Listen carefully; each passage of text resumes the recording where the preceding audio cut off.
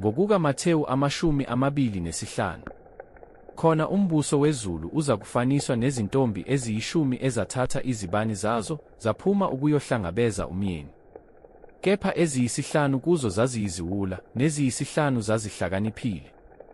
Ngokuba eziyiziwula zithatha izibani kaziwaphathanga amafutha. Kodwa ezihlakaniphileyo zaphatha amafutha ezitsheni kanye nezibani zazo. Umyeni esalibele, zozela zonke, zalala. Kepha phakathi kobusuku kwamenyezwa ukuthi, nangu umyeni, phumani niye kumhlangabeza. 70 khona zavuka lezo zintombi zonke, zalungisa izibani zazo.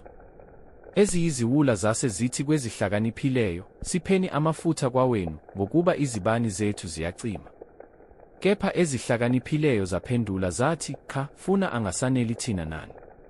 Okungcono hambani niye kwabathengisayo, nizithengele. Zisaya kuthenga, wafika umyeni. Ezazilungele zangena naye emshadweni, kwavalwa emnyango.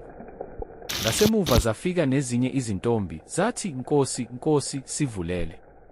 Kepha waphendula wathi, ngiqinisile ngithi kini, anginazi. Ngakho lindani, ngokuba anilwazi usuku nehora. Ngokuba kunjengomuntu owathi eyakuhambela kwelinye izwe wabiza izinceku zakhe, wazinika impahla yakhe, enye wayinika amatalenta ayisihlanu, enye abamabili, enye labalinye, kwaba yileyo naleyo njengamandla ayo, wamuka-ke. Lowo obamukele amatalenta ayisihlanu wahamba masinyane, wasebenza ngawo, wazuza amanye ayisihlanu. Kanjalo obamukele amabili wazuza amanye amabili. Kepha obamukele lalinye waya wemba emhlabathini, wayifihla imali yenkosi yakhe. Kepha emva kwesikhathi eside yafika inkosi yalezo zinceku, yalandisana nazo. Weza obamukele amatalenta ayisihlanu, waletha amanye amatalenta ayisihlanu, wathi, Nkosi, wanginika amatalenta ayisihlanu, bheka, ngizuze amanye amatalenta ayisihlanu. Inkosi yakhe yathi kuye, kuhle, nceku enhle nethembekileyo, uthembekile ezintweni eziyingcosana, ngiza kukubeka phezu kokuningi, ngena ekuthokozeni kwenkosi yakho. Weza nobamukele amatalenta amabili, wathi, Nkosi, wanginika amatalenta amabili, bheka, ngizuze amanye amatalenta amabili. Inkosi yakhe yathi kuye, kuhle, nceku enhle nethembekileyo, uthembekile ezintweni eziyingcosana, ngiza kukubeka phezu kokuningi, ngena ekuthokozeni kwenkosi yakho. Kepha weza nobamukele italenta lalinye, wathi, Nkosi, bengikwazi ukuthi ungumuntu olukhuni, uvuna lapho ungahlwanyelanga khona, ubutha lapho ungafazanga khona, ngesaba, ngaya ngalithukusa emhlabathini italenta lakho, bheka, nakho okwakho. Kepha inkosi yakhe yaphendula, yathi kuye, nceku embi nevilaphayo, ubukwazi ukuthi ngivuna lapha ngingahlwanyelanga khona, ngibutha lapha ngingafazanga khona. Ngakho wawumelwe ukubeka imali yami kwabebhange, mina-ke ekufikeni kwami ngabe ngitholile okwami kanye nenzalo. Ngakho mamukeni italenta, nilinike onamatalenta ayishumi. Ngokuba yilowo nalowo onakho uyakuphiwa, avame, kepha ongenakho uyakwamukwa nalokho anakho. Leyo nceku engasiziyo iphonseni ebumnyameni obungaphandle, lapho kuyakuba khona ukukhala ngokugedla amazinyo.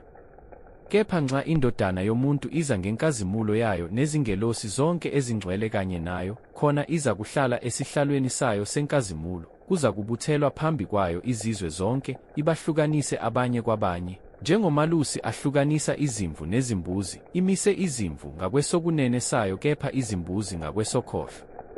Khona inkosi iza kuthi kwabangakwesokunene sayo, zanini nina enibusisiwe ngubaba, nidle ifa lombuso eniwulungiselweyo selokhu kwasekelwa umhlaba.